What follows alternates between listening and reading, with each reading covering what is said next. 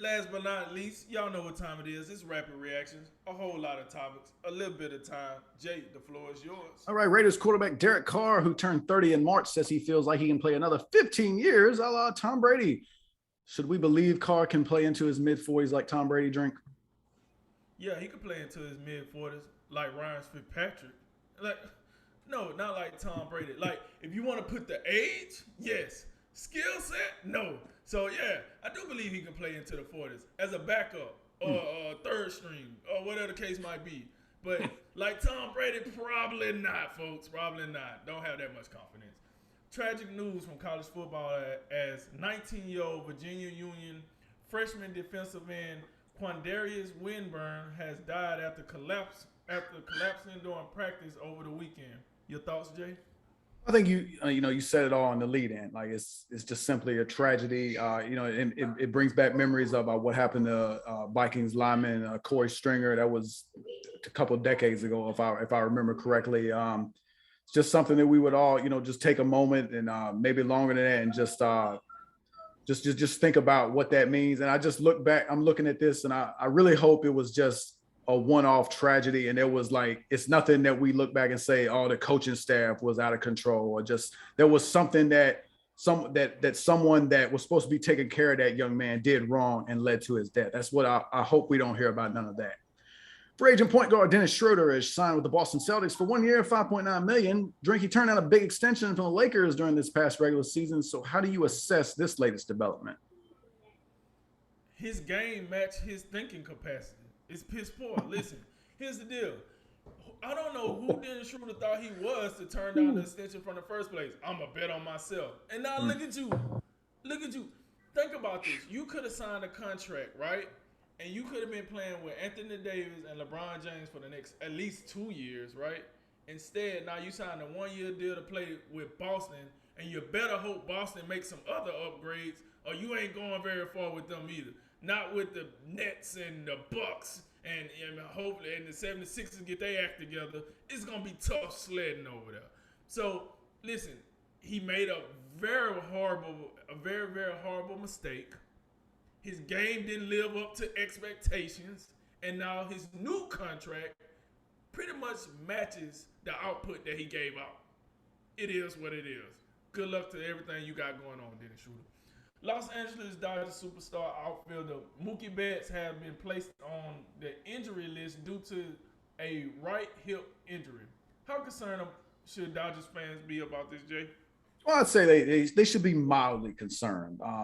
Obviously the Dodgers are a different team with Mookie Betts, but I mean this is a team. What you look at what they have and what they had before the trade deadline, and it's one of the most talented teams in baseball, maybe the most talented. And then at the trade deadline, you go out and you get even better. You bring in a Max Scherzer to be a front of the line starter, along with two or three other front of the line stars that you have, and of course the icing on the cake is getting the young gun Trey Turner, who can be the prototype leadoff man for you. So, I mean, it's a blow, and Mookie Betts has been playing better recently, but if I don't think this will be something that keeps him out for that terribly long. Could be wrong, but they definitely got plenty of talent to survive this. The Seahawks have cut defensive end Alden Smith because of an off the field issue, which once again will put his future in the NFL into question. Drink, he's now 31 years old. Do you think we see him play pro football again? We shouldn't see him play again, but it's the NFL. So I mean, if let's say this case gets dropped and he don't get charged, yeah, we'll see him again. But I mean, I'm gonna be real with you. This some what's the cat name? Here you'll see. This some Greg Hardy material right here. Like, what we doing here? Like, you can't get it together, yo. Arden Smith was a high pick that went to San Francisco, played a couple of years, then kind of got bounced out of the NFL, comes back, kind of redeems itself with Dallas, and then gets in trouble in the very same offseason. So it's clear to me that Arden Smith ain't built to be an NFL player. He's not built to be in the NFL spotlight. And like I say, the only way we see him play again is if the charges get dropped. But this nonsense, it's time to go and bag him up. Go and get him out the way.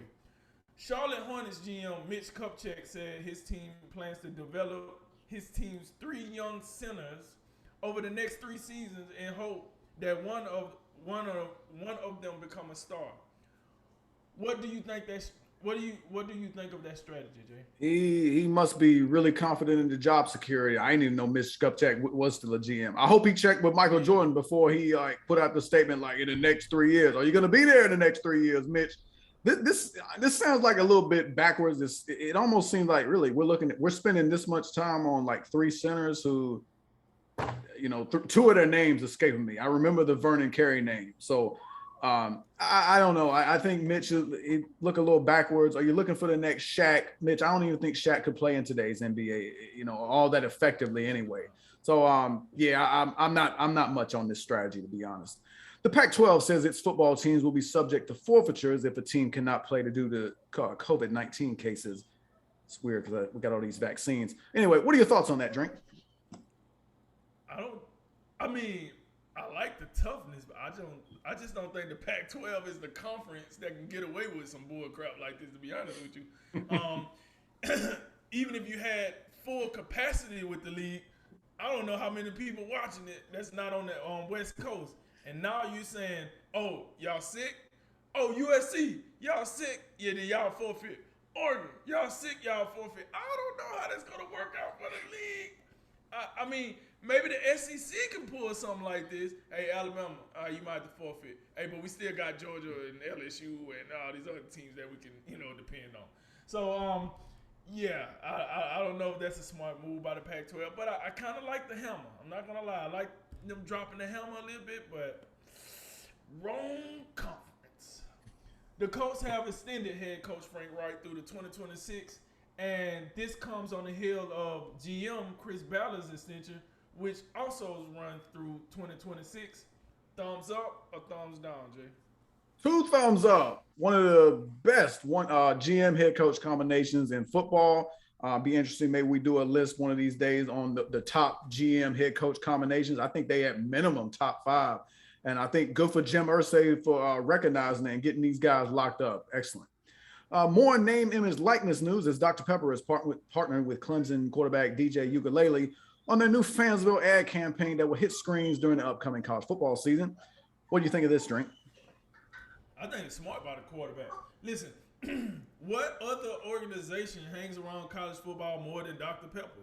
You know what I'm saying? Every year, Dr. Pepper finds a way to slide on in there, get their commercials, and do their thing. So I think it's smart. Why not partner up with the number? I feel like the number one sponsor of college football. I honestly feel that way about Dr. Pepper. I think it's smart for the quarterback. I think it's smart for Dr. Pepper.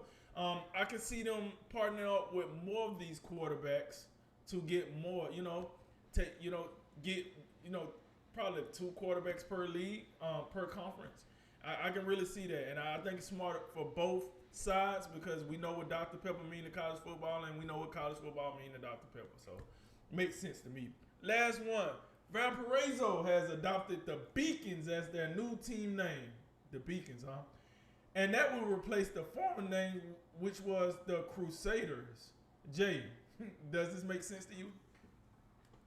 It's 2021, so I don't think it particularly has to make sense. Think of it like this: in about 2055, there will be something wrong with the name Beacons. There'll be a beacon out there that's just accused of racism somehow. So, we'll have to just deal with that then. But you kind of see what's happening. What we're doing is this is almost an assault on the English language. We're just reducing the words that we can say, and we keep doing that. We're going to be left with I don't know. There's only going to be so many words we can say. So I think that there are consequences for this that people aren't paying attention to much more than just I don't even know where this is, some random college that made a choice that will, bring more inclusion and diversity or whatever you want to say.